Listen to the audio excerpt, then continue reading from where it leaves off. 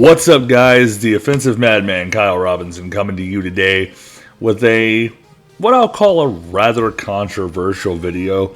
If you haven't picked it up from the title or the thumbnail below, I'm going to explain to you why I didn't buy CD Projekt Red's new game, CyBerPunK 2077.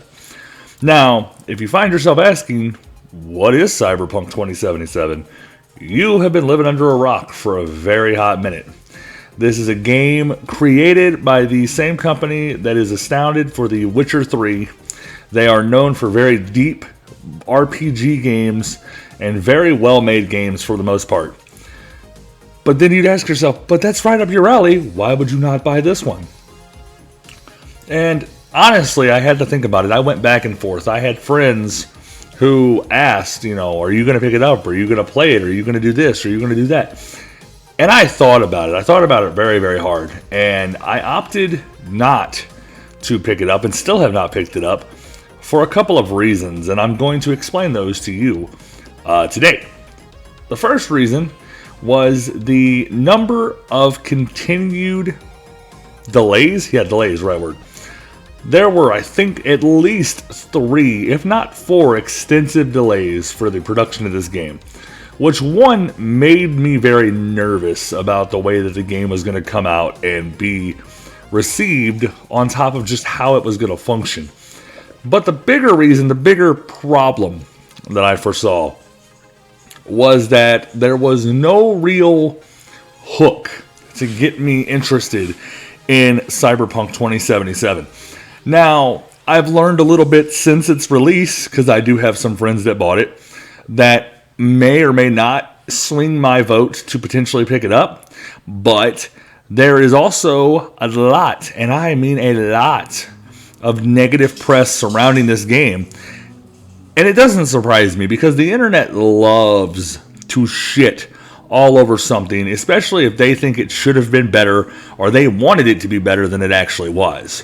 So when CyBerPunK came out last Tuesday, the immediate reaction was just a feeling of greatness, like everyone was excited for it. And then it started to hit the internet, it hit the Twitterverse, it hit Facebook, it hit everything, that this game was more or less fucking broken. Well, I won't say completely broken, but in a lot of cases I've heard that it is significantly unplayable. I've heard people that are trying to play this game on the last gen consoles are not able to get anywhere with it, more or less. It breaks, it delays, it freezes, that the NPCs are falling through the map, that the cutscenes aren't functioning like they're supposed to. It's just a very, very buggy game. Now, I, for one, am happy that I didn't spend the $60 on this. Even though I did manage to, secure a PS5, I still don't know that I trust the idea that it would work well on that system yet. That leads me to a conversation that I had with a friend of mine earlier today, who brought to my attention that The Witcher 3 had these same problems upon its release years ago. Now, the thing that CD Projekt Red had on its side then and now is they have a very talented team. You have to have a talented team to be able to make games like The Witcher and now CyBerPunK. But the thing that I think trips a lot of people up is that instant reward and the idea that they paid $60 for this game and they shouldn't feel like they bought a broken game. It's a majority of the reason that I didn't purchase the new WWE game that came out last year, because of the internal reviews that came out and how glitchy and buggy and just overall fucking destructive it was. So I was worried, but he assured me, and I believe he's right, that there will be fixes for a lot of these bugs. I do believe that CD Projekt Red is gonna get their shit together and find a way to make sure that this game does live up to the hype.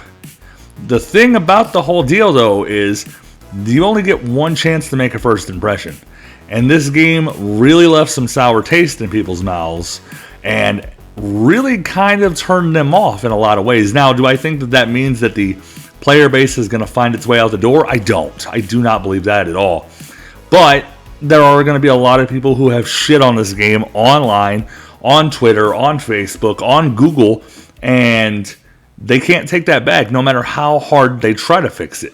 So I think we find ourselves in a small, albeit similar situation between CD Projekt Red and Hello Games, the company that made No Man's Sky. I do expect there to be a lot of makeup content, is what I'll call it. So I don't know what all they have planned for post-release DLC, but I was also told by the same friend of mine that there's a lot of free DLC that has been rumored and even confirmed to be released. So I'm interested to see where the game goes, but I'm glad as a whole I didn't pick that game up. I'm glad that I didn't spend the $60. I'll do what is the most economical to do, in my opinion, and I will pick up those games when they go on sale. That said, I know a lot of people who see a lot of my content either play CyBerPunK or have bought CyBerPunK or are interested in CyBerPunK. So here's what I want to know. If you have bought CyBerPunK, I want to know A, what system or PC that you bought it for, and I want to know your experiences with the game. So let me know down in the comment section, either on Facebook when I share this post or on YouTube. Please don't forget to like and subscribe. There's also a link to the Discord channel below. If you don't want to comment there, I do stream every Tuesday, Thursday, and Saturday at 8:30 p.m. Central. Jump in there. We'll talk CyberPunk 2077 or along any other game that you want to kind of shoot the shit about. If you guys have any suggestions or ideas for future Mind of a Madman content or a game you'd like me to review for this particular vlog, drop that in the comments below as well. And until next time, polite PSA, if words offend you, you can fuck off.